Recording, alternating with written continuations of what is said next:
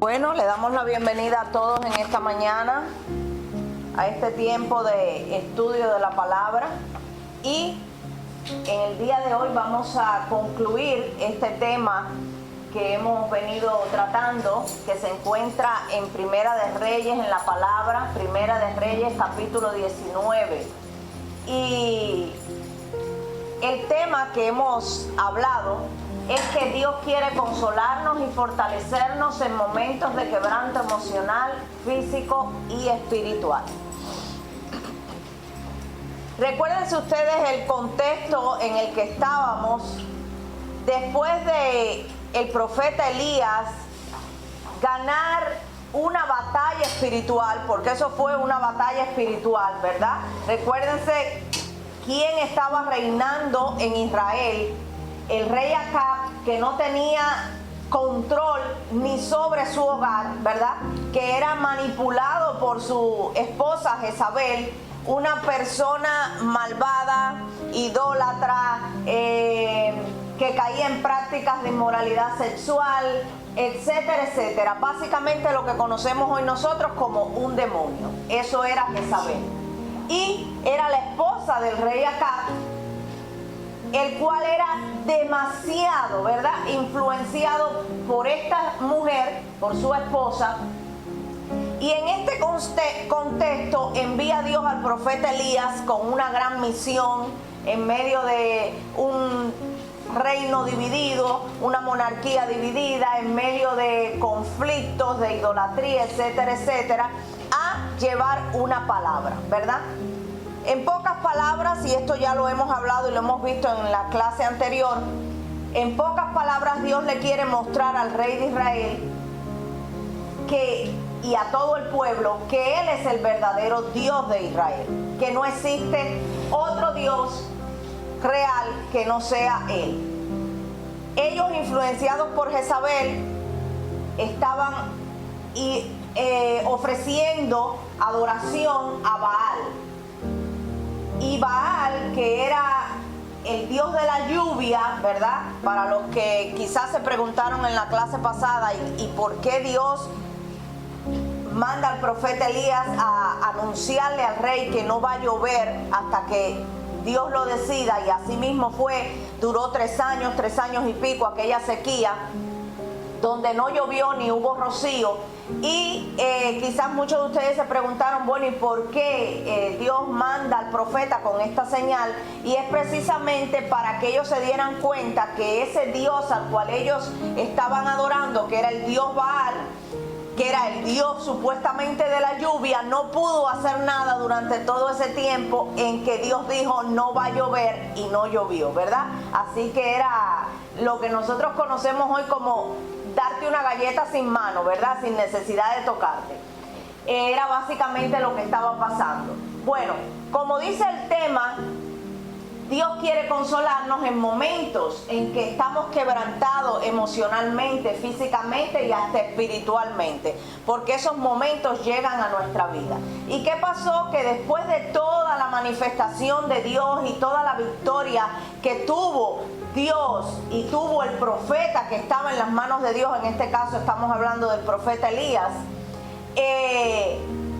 viene un momento, fíjense que es un cambio brusco lo que nosotros vemos cuando leemos Primera de Reyes capítulo 18, donde Dios se manifiesta en el fuego y Dios le demuestra al pueblo de Israel que Él es el verdadero Dios, donde todo el pueblo comienza a gritar que Jehová es Dios, que Jehová es Dios. Y vemos ahora un salto demasiado brusco en el capítulo 19 que nos muestra a un profeta de Dios quebrantado, abatido, dolido, con un quebranto físico, emocional y hasta espiritual, al punto de desear la muerte. Fíjense. Y uno dice, pero ¿cómo es posible? ¿Cómo es posible que este siervo de Dios, este profeta de Dios, haya caído hasta ese punto de desear la muerte? Bueno, todos somos humanos, ¿verdad?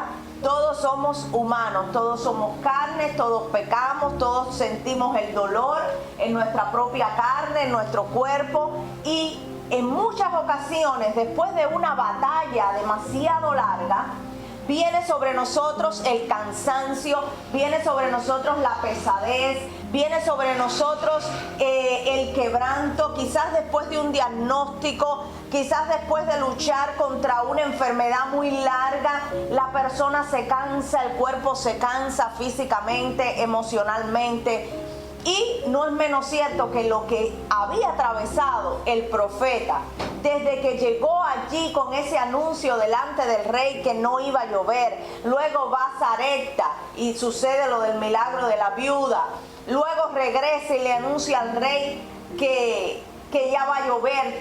Después de esto sucede lo del enfrentamiento con todos esos demonios que estaban allí, todos los profetas de Baal, donde Dios envía fuego sobre aquel altar, el altar de Dios, y le demuestra una vez más que Él es Dios de Israel. Bueno, todos estos acontecimientos hoy nosotros lo leemos y lo estudiamos en 45 minutos, ¿verdad?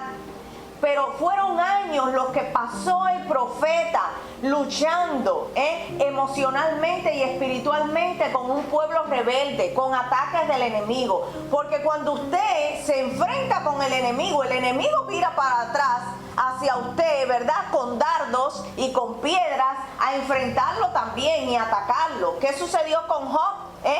El enemigo dijo, pero ¿cómo él no te va a adorar si tú le has dado todo? Dios, tócalo para que tú veas. Y entonces Dios dice, te voy a permitir que le quites todo, pero que no le quites la vida, ¿verdad? Entonces, esos ataques y esos enfrentamientos en el mundo espiritual, en las huestes espirituales, suceden. Y nosotros lo tenemos. De hecho, cuando nosotros creemos que tenemos un enfrentamiento, una guerra, un ataque con una persona como usted, como yo, de carne y hueso, creemos nosotros muchas veces que el problema yo lo tengo con Pedrito, por poner un ejemplo, ¿verdad? O que lo tengo con Onelia. No, pero dice la palabra que es con huestes espirituales de maldad. O sea, no es con la persona, es con lo que está operando en la persona. Llámese demonio, llámese huestes de maldad, llámese como usted lo quiera llamar. Y usted cree, y no estoy aquí para defender el lado del profeta, pero sí quiero que nos pongamos en sus zapatos, en los zapatos del profeta, porque es muy fácil juzgar, ¿verdad?, a esa persona que no obró bien, o a esa persona que se debilitó y se cansó y se quedó en el camino. Es muy fácil juzgar cuando no estamos en sus zapatos, pero quiero que nos pongamos un poquito en los zapatos del profeta para que entendamos, no a modo de justificación, sino para que entendamos que el profeta nos demuestra que era un ser humano, como somos nosotros también, que Dios nos llama a hacer una tarea, a hacer una labor, a hacer su obra, a estar en un ministerio, pero igual muchas veces nos cansamos. Igual muchas veces queremos tirar la toalla. Igual muchas veces decimos, ya yo estoy vieja, que lo haga este que está más joven, ¿verdad? Si ya yo trabajé mucho, que lo haga el otro, ¿verdad? Y eso nosotros le llamamos en el lenguaje popular tirar la toalla. O sea, abandonar el llamado o el ministerio que Dios, o la labor que Dios te ha mandado a hacer. Básicamente eso era lo que le estaba pasando en este capítulo 19 de Primera de Reyes al profeta de Dios. Y nosotros decimos, wow, después de tanta victoria obtenida, al punto de que el pueblo de Israel reconoce que Jehová es Dios, ahora vemos a un profeta que está cansado, que está desanimado, que está deprimido y que le pide a Dios, quítame la muerte. Algo que, fíjese, discúlpeme, quítenme la vida, en pocas palabras, mátame. Quiero que vayamos al texto y vamos a leer. Y dice, Primera de Reyes 19, Acab dio a Jezabel la nueva de todo lo que Elías había hecho y de cómo había matado a espada a todos los profetas. Entonces envió Jezabel a Elías un mensajero. Fíjense, ahí la palabra es clara y nos dice, el que estaba reinando, el que tenía los pantalones, el rey en ese momento no era acá, era Jezabel, porque acá era la marioneta de Jezabel. Acá hacía todo lo que Jezabel quería. Dice, entonces envió Jezabel a Elías un mensajero, diciendo, así me hagan los dioses y aún me añadan, si mañana a estas horas yo no he puesto tu persona como la de uno de ellos. O sea, te voy a matar en 24 horas. Viendo pues el profeta el peligro, se levantó y se fue para salvar su vida. ¿Por qué? Porque se llenó de temor. Tuvo miedo de la amenaza de Jezabel. Dice, y vino a Berseba que está en Judá y dejó allí a su criado. Ya eso lo hablamos en la clase pasada. El criado que estaba acompañándolo, que era su mano derecha, ¿verdad? Que en momentos de debilidad podía quizás levantarlo, podía darle una palabra. No, él lo deja allí en un lugar seguro y él se va. Dice el verso 4, y él se fue por el desierto un día de camino, y vino y se sentó debajo de un enebro, y deseando morirse dijo, basta ya, oh Jehová, quítame la vida, pues no soy yo mejor que mis padres.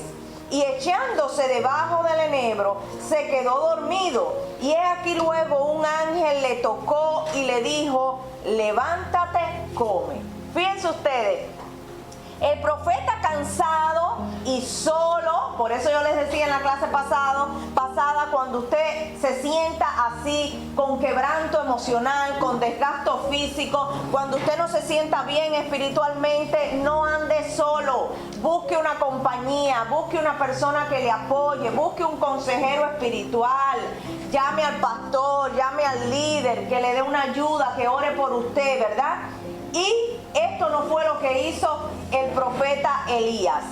Deja al criado y coge un día de camino, caminando en el desierto, agotado ya mentalmente, físicamente. Y dice que le dijo a Dios, basta ya, oh Jehová, quítame la vida, pues no soy yo mejor que mis padres.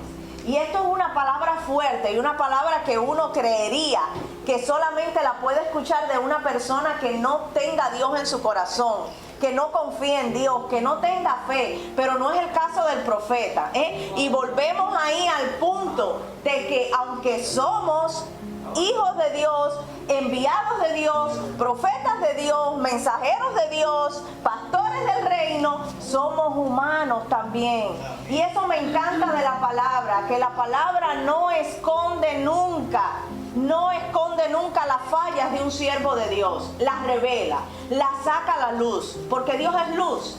Y Dios no quiere venir con pañitos tibios con nosotros y decir, ay, no, yo voy a esconder el pecado de Rebeca, porque Rebeca, mira, ella es la que da la clase dominical. No. Cuando Rebeca se equivoca, Dios dice, no es así. Tienes que cambiar y tienes que coger el caminito correcto, ¿verdad? Entonces, no iba a ser la excepción. El profeta de Dios, agotado, cansado, solo, caminando por el desierto, le pide a Dios la muerte y le dice, yo no soy mejor que mis antepasados, ¿verdad? ¿Qué tengo yo de especial? Que tengo que seguir en esta batalla espiritual. Entonces dice, y echándose debajo del enebro, debajo del árbol, se quedó dormido. Fíjense, y esto nos ejemplifica que el profeta verdaderamente estaba cansado, El profeta verdaderamente estaba agotado físicamente, se quedó dormido. Y he aquí luego un ángel le tocó y le dijo, levántate, come. ¿Y qué iba a comer allí en medio del desierto? Entonces él miró y he aquí a su cabecera una torta cocida sobre las ascuas y una vasija de agua. Fíjense cómo Dios provee. Y comió y bebió. ¿Y qué sucedió? Volvió a dormirse por segunda vez. ¿Qué nos dice eso a nosotros? Realmente el profeta estaba agotado. agotado, que después que comió se vuelve a dormir. Pero vuelve de nuevo Dios, porque así es Dios con nosotros, no nos abandona. Vuelve de nuevo Dios en una segunda ocasión enviando al ángel y le dice, esta segunda vez lo toca y le dice, levántate y come, porque largo camino te resta. Bueno, aquí no solo vemos que el ángel por segunda vez quiere darle el alimento al profeta Elías para que cogiera fuerza, ¿verdad? Hablando físicamente, y le dice, levántate y come, pero le da en esta segunda ocasión un mensaje, porque largo camino te resta. Yo me imagino que el profeta dijo, pero bueno, y no que Dios iba a acabar con mi vida aquí mismo.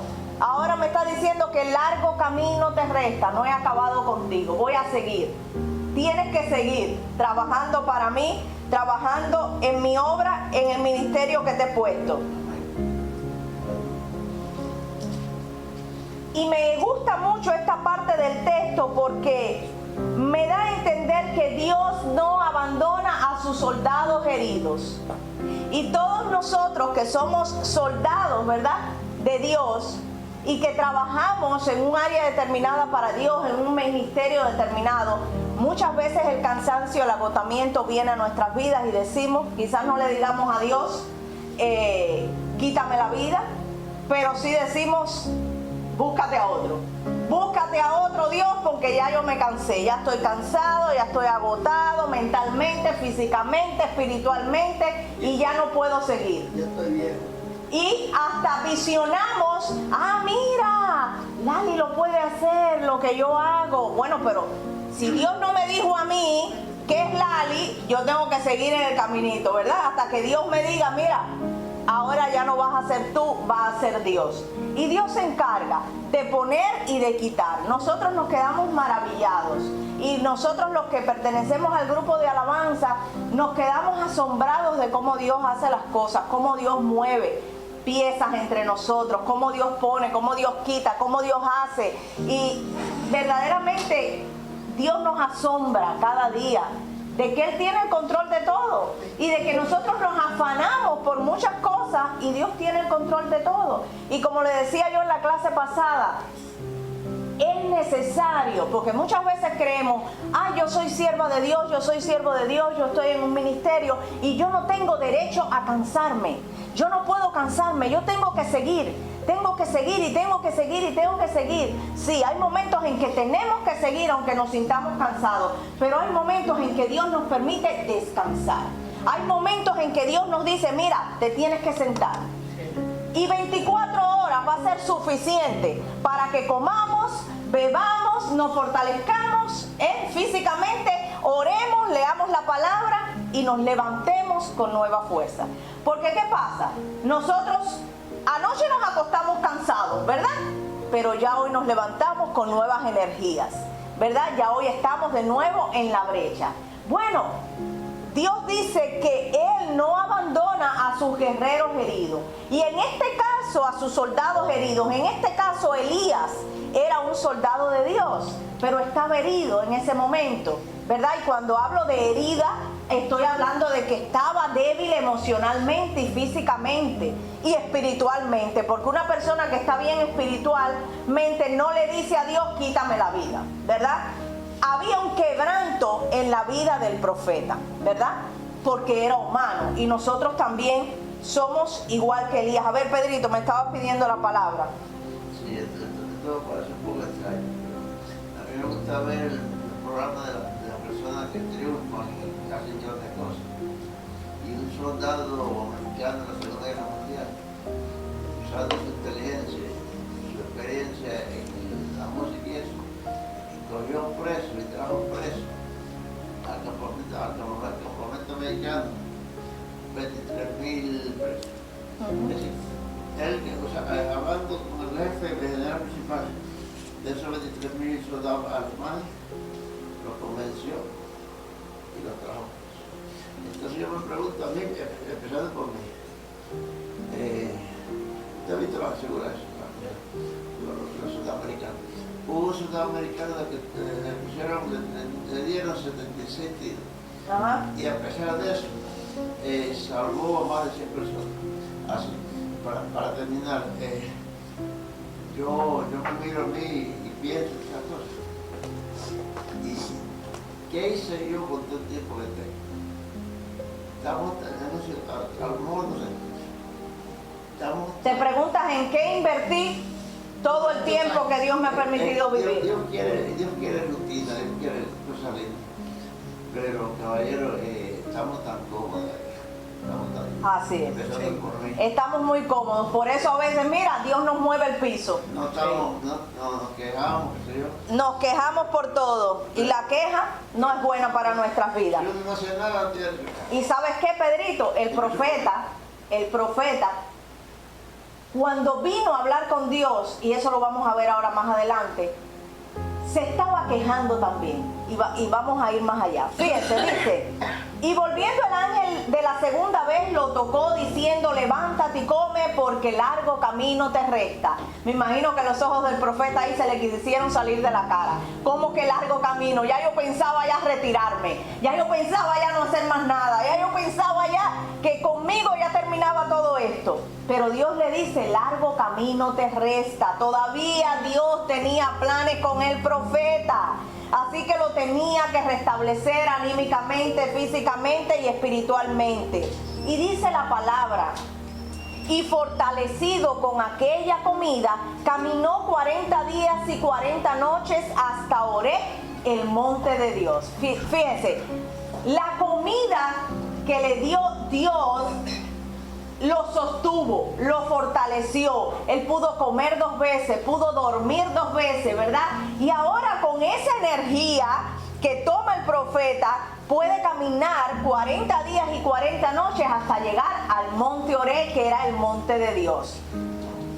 Así nosotros también, cuando estamos en quebranto emocional, físico y espiritual, necesitamos ir a la palabra, que es el alimento que Dios nos provee cada día para recobrar ánimo, fuerza, para recobrar energías, para seguir adelante. Es necesario que oremos, es necesario, como les decía ahorita, que busquemos un consejero espiritual, que no caminemos solos cuando nos sentimos así. Y entonces vamos a tomar las fuerzas, las energías para seguir hasta donde Dios quiere que nosotros sigamos. Porque créeme que cuando es Dios el que te pone y ya Dios no te necesita, Dios se las va a ingeniar. Va a traer la persona, va a poner a la persona, va a decir: este es el tiempo. Nosotros no tenemos ni que hablar, solamente nos tenemos que poner en las manos de Dios. Héctor, ¿quería hacer alguna? Sí, quiero decir algo en favor del profeta Elías. Ajá. Porque el profeta Elías, para mí el profeta Elías era uno de los más favoritos. Así mismo fue. Digo con toda sinceridad, yo admiro al hombre que tiene la capacidad que tuvo él.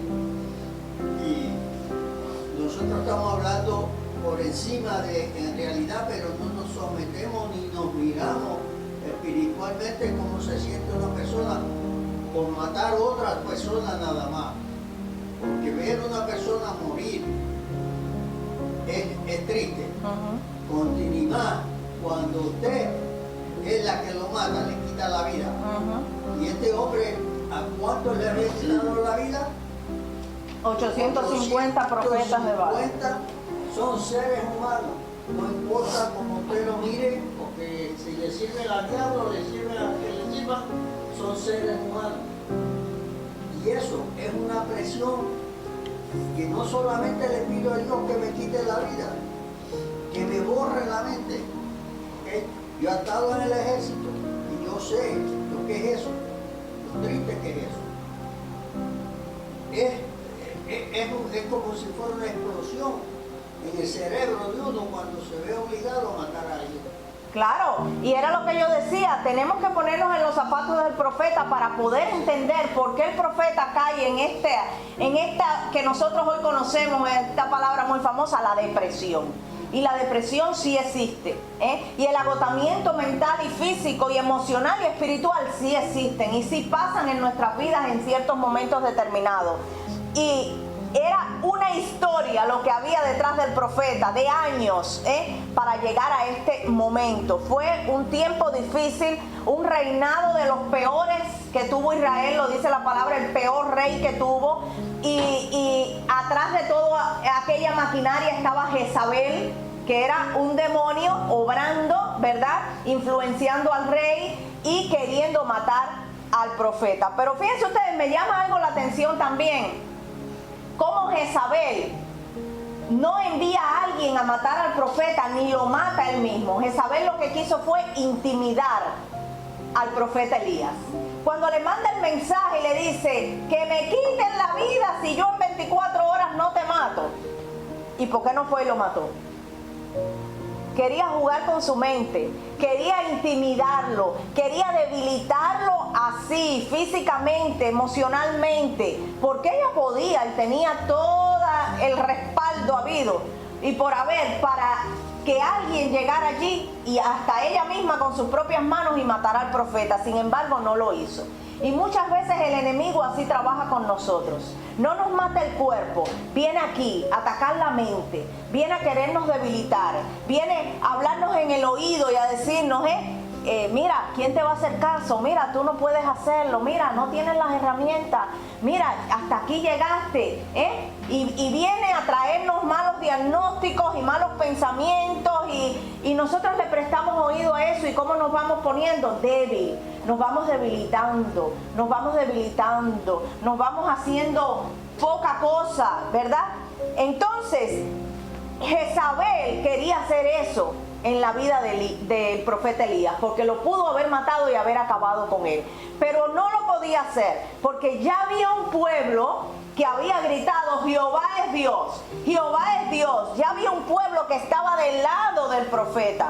¿Y qué iban a decir? Jezabel mató al profeta de Dios, ¿verdad? Pero era mejor obrar así. Y así obra el enemigo. El enemigo obra como obra Jezabel. Así obra él manipulando, mintiendo, queriéndonos desactivar. Así, de esa manera obra el enemigo, y no necesariamente matándote, porque así sería más fácil. Te mataron, te moriste y se acabó. No más sufrimiento, no más dolor, no más nada. Pero así es el enemigo. Trae mentira, trae manipulación, trae cansancio. Por eso nos tenemos que restablecer, como sucedió con el profeta Elías. Y si seguimos leyendo, dice: después de caminar 40 días y 40 noches, verso 9, y allí se metió en una cueva donde pasó la noche. Y vino a él palabra de Jehová, el cual le dijo: ¿qué haces aquí, Elías? Él respondió: he sentido, y ahí es la parte donde le decía a Pedrito yo. Fíjense cómo el profeta responde: he sentido un vivo celo por Jehová, Dios de los ejércitos, porque los hijos de Israel han dejado tu pacto, han derribado tus altares y han matado a espada a tus profetas, y solo yo he quedado y me buscan para quitarme la vida. ¿A qué le suena esto?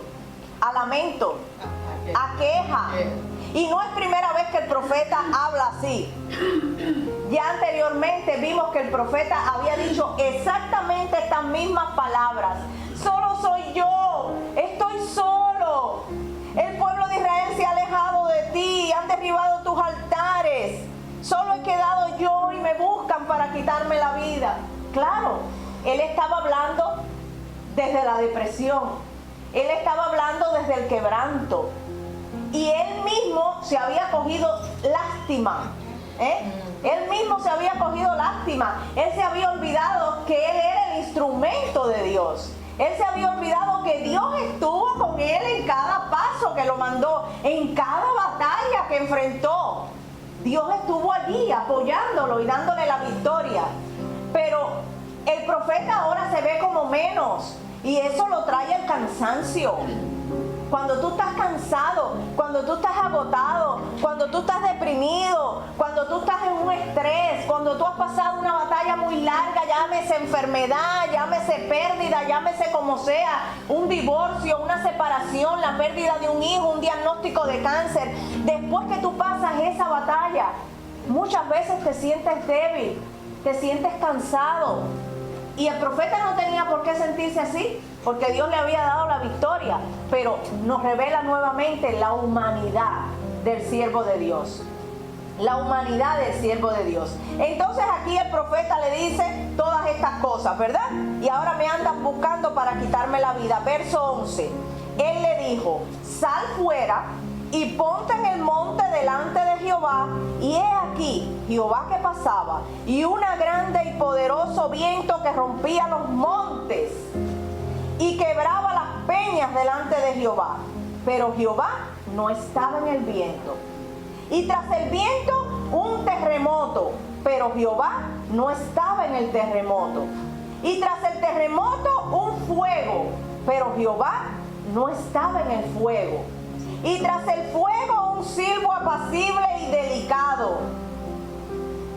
Fíjense cómo Dios viene a la vida de Elías y se manifiestan estas tres o cuatro manifestaciones: viento fuerte, terremoto, ¿verdad? Y dice la palabra, pero Jehová no estaba allí. ¿Cómo se le presentó Dios a Elías? En un silbo apacible. Y yo me imagino que esto es parte también, y lo quiero interpretar de esa manera, es una manera en que Dios quiere tratar con el profeta, pero de una manera tranquila. ¿Por qué? Porque cuando alguien está pasando una tribulación, una tormenta, cuando alguien está deprimido, desesperado, usted no puede ir con más ruido. Usted no puede ir a hablar con una persona que está deprimida y decirle, mira, es verdad, no, lo que te quedan son 2 días de vida, no, verdad que estás mal, oye, por lo que tú estás pasando, no, yo no sé cómo tú has aguantado tanto. No, porque la persona va a ir y se va a volcar, literalmente. Porque una persona que está triste, angustiada, adolorida, deprimida, usted va a ir con esa carga también. Es para que la persona no se levante ya más de allí. Ah, pero ¿qué pasa? Que cuando usted viene a abrazar, a acurrucar, a dar aliento, no, mira, Pedrito, yo sé lo que estás pasando, pero tienes un Dios poderoso, Dios te va a levantar, vas a salir de ahí, vamos a orar, mañana te vas a sentir mejor. Eso es una palabra que levanta, que da vida, que da fortaleza, que da nuevas esperanzas, ¿verdad? O usted a alguien que le han diagnosticado con una enfermedad terminal, usted le va a decir, ay, mijo, es verdad. No, el médico tiene toda la razón. Mañana tú te mueres. Es verdad. No, ¿qué dice el médico? ¿Que te corta los 2 brazos? Sí, córtatelo. No, usted no le va a decir eso a una persona que está en esa situación. Usted va y le da ánimo y le da aliento y le dice, pero vas a salir de esta y vamos a orar. Y la palabra dice que no hay justo desamparado ni su simiente que mendigue pan, ¿verdad? Que como estuvo con Moisés va a estar contigo, etcétera, etcétera, etcétera. Eso es lo que le decimos a una persona que está en esa circunstancia. Y fíjense cómo Dios viene a manifestarse y hablar con Elías, pero no lo hace en un terremoto, no lo hace en un estruendo, no lo hace a través de una bulla, porque el profeta no estaba emocionalmente ni espiritualmente preparado para recibir a Dios de esa manera, de esa forma, sino que viene como en un abrazo, como en un susurro, como en un silbo apacible. Y nosotros que somos hoy tan, ¿cómo decir la palabra? Nosotros, los que creemos en la manifestación del Espíritu Santo, los que creemos que Dios hace que cualquier cosa, ¿verdad? Cuando Él quiere, también tengamos en cuenta que solamente Dios no se manifiesta en el estruendo, ni en la bulla, ni en los cánticos rápidos, ni en la mucha batería. Dios se manifiesta en el silbo apacible. Dios se manifiesta también en la tranquilidad. Y hay momentos, por ejemplo, yo lo que en inglés le llaman morning person. Yo no soy una morning person. Yo me levanto y no quiero que nadie me hable. Yo quiero estar en silencio. Iván se levanta con estruendo. Y yo quiero tranquilidad. Yo todavía me despierto. Los ojos se me abren, pero no estoy despierta. No estoy consciente. Yo necesito mi tiempo. Yo necesito mi café para despertarme. Yo necesito, ¿verdad?, mi espacio.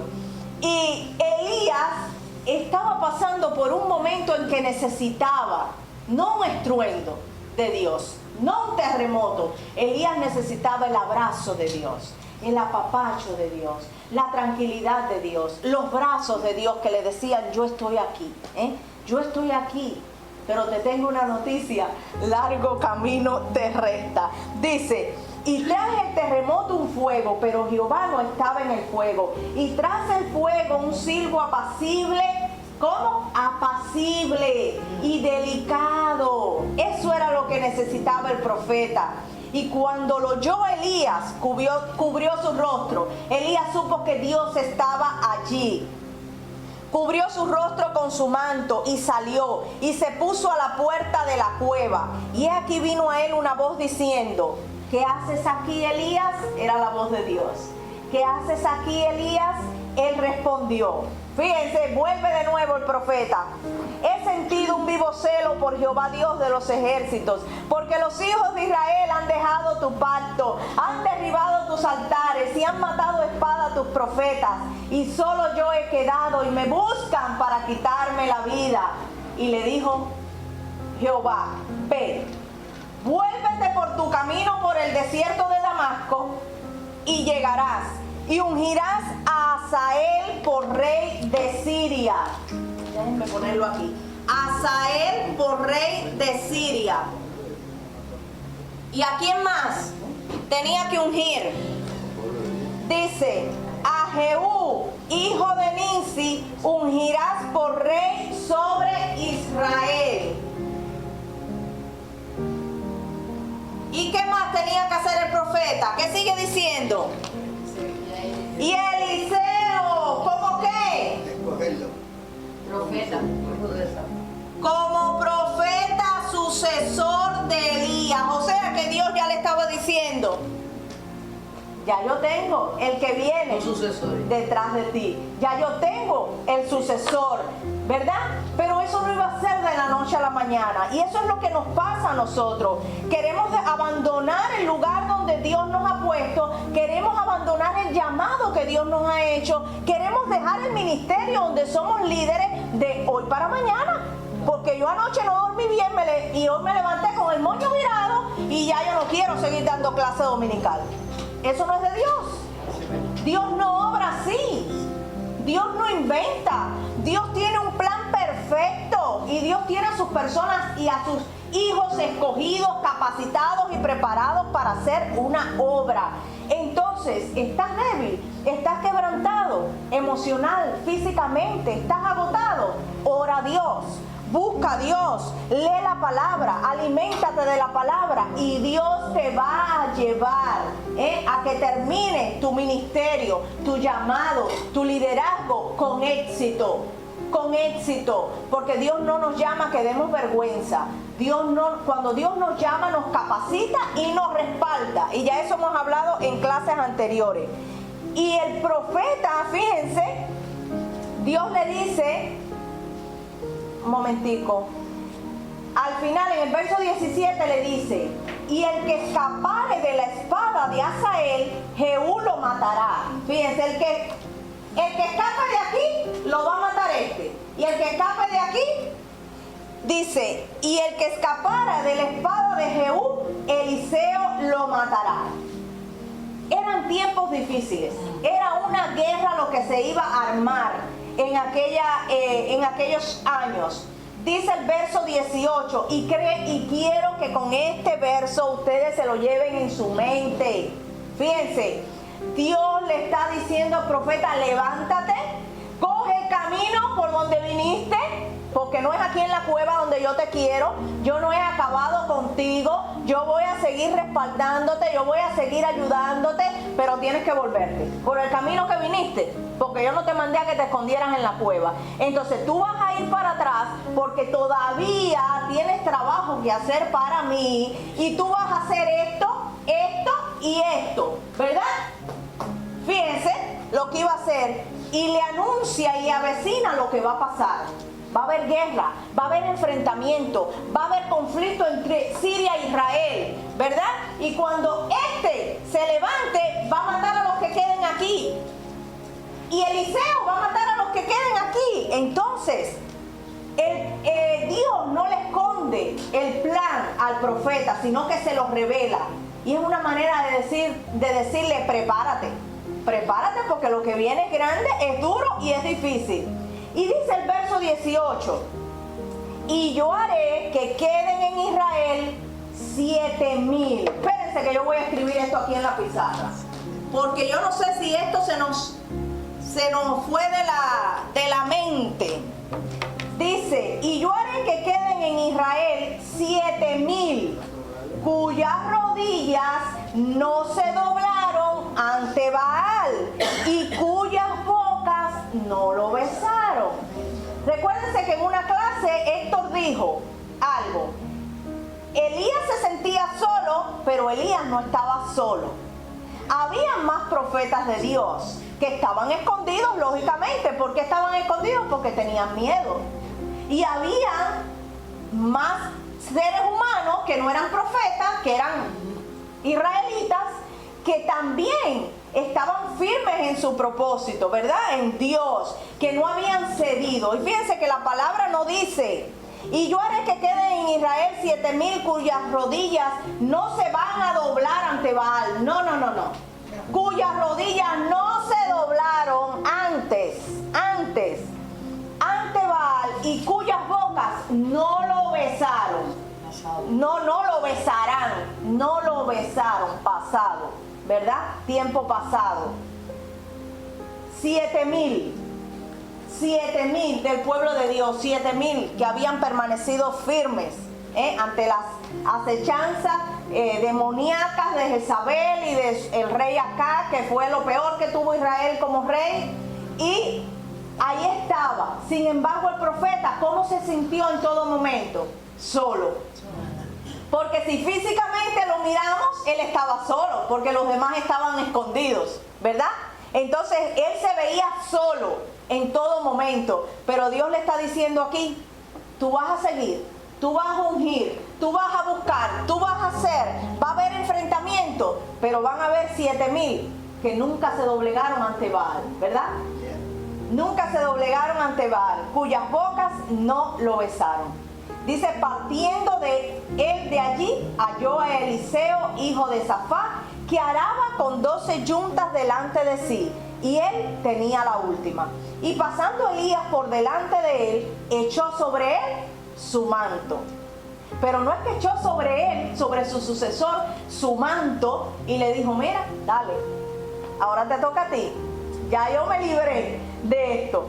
Sino que, dice el verso 20, entonces dejando Eliseo los bueyes, vino corriendo en pos de Elías y dijo, te ruego que me dejes besar a mi padre y a mi madre, y luego te seguiré. Y él le dijo, ve, vuelve, ¿qué te he hecho yo? Y se volvió y tomó un par de bueyes y los mató, y con el arado de los bueyes coció la carne, y la dio al pueblo para que comiesen. Después se levantó y fue tras Elías y le servía. ¿Quién servía a quién? Eliseo a Elías. Pero la obra o la labor o el ministerio o el liderazgo de Elías no terminó en el momento en que le puso el manto a Eliseo. Mira, ya te toca a ti, te pasé el bastón, esto es tuyo, ahora resuélvetelas como puedas, ¿no? Tenía que seguir en un entrenamiento y en una capacitación a Eliseo, de tal manera que Eliseo vio a Elías como su maestro, como el que lo enseñó, como el que lo guió, ¿verdad? Entonces, a modo de conclusión, Dios nos consuela, nos fortalece en momentos de quebranto emocional, en esos momentos en que nos sentimos solos, cansados, que estamos peleando contra la corriente, como decimos, ¿verdad? Nosotros vamos para adelante y la corriente nos lleva para atrás. Esos momentos llegan a nuestras vidas. Es normal que lleguen a nuestras vidas, pero en esos momentos no nos podemos olvidar de algo. Dios está. Nunca has estado solo, nunca vas a estar solo. Dios está. Y otra enseñanza que quiero sacar de esta clase es cuando Dios te llama, te hace un llamado a ser profeta, a ser pastor, a ser líder, a tener un ministerio. Dios te va a respaldar en todo momento. Y si vienen momentos de quebranto emocional, físico y espiritual a tu vida, no tires la toalla. El que te llamó te va a sostener. Y cuando Dios vea que ya tu tiempo en ese ministerio terminó, Dios va a poner a la persona correcta. Pero no lo vas a decidir tú, porque si lo decides tú, estás desobedeciendo a Dios. Lo va a decidir Dios. A ver, díganme, que ya no tenemos tiempo, pero yo sé que quieren hablar. Cabe un Vamos. testimonio Dígame. de cómo Dios ve. En Guantánamo, Cuba, había un misionero llamado Pablo Salva. Ajá. Y él era un misionero que trabajaba Sagua Baracoa. Y era por los montes y por los pueblos. Y él llegó a un lugar y él dice en su testimonio, y él se sentó debajo de un árbol. Y entonces dicen que habían unos ladrones que lo iban a asaltar, pero que vieron que había tanta gente con él que no pudieron. Y al tiempo uno de esos se convirtió y le hizo la historia, por lo que ellos no habían podido asaltarlo, porque había mucha gente con él. Y Amén. él estaba solo. Así mismo, yo escuché ese testimonio y él estaba solo y habían visto muchos alrededor de él. Así es, Dios nunca nos deja solos.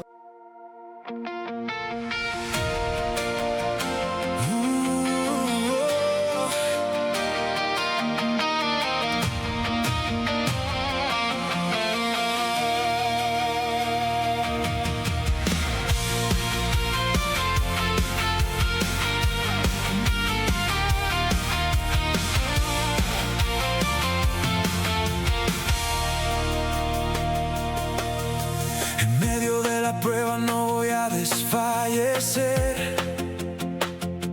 El enemigo intenta mi fe hacer caer, pero no camino solo, no voy en mi verdad.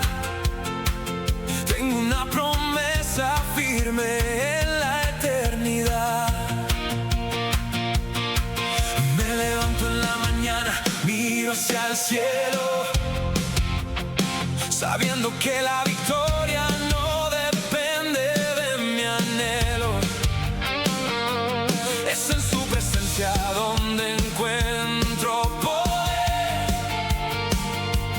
Nada en este mundo me podrá vencer. Fortaleceos en el Señor y en la fuerza de su gran poder. Eres mi escudo, mi defensor. En sus alas me voy a sostener. Fortaleceos en el Señor, firmes en la roca de la verdad. Con su armadura y su gran amor, caminamos hacia la libertad. No es con mi propia espada, no es por mi capacidad, es por el Espíritu Santo que nos da la dignidad. Vestidos con la gracia, la fe como broquel, seguimos tras los pasos del Dios que siempre es fiel. Me levanto en la mañana, miro hacia el cielo, sabiendo que la victoria no depende de mi anhelo. Es en su presencia donde encuentro poder. Nada en este mundo me podrá vencer. Fortaleceos en el Señor y en la fuerza de su gran poder. Eres mi escudo, mi defensor. En sus alas me voy a sostener. Fortaleceos en el Señor, firmes en la roca de la verdad. Con su armadura y su gran amor, caminamos hacia la libertad.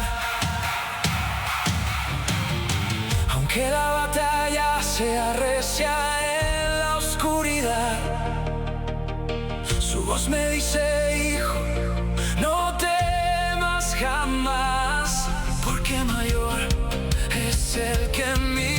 está. Su poder nunca, nunca fallará.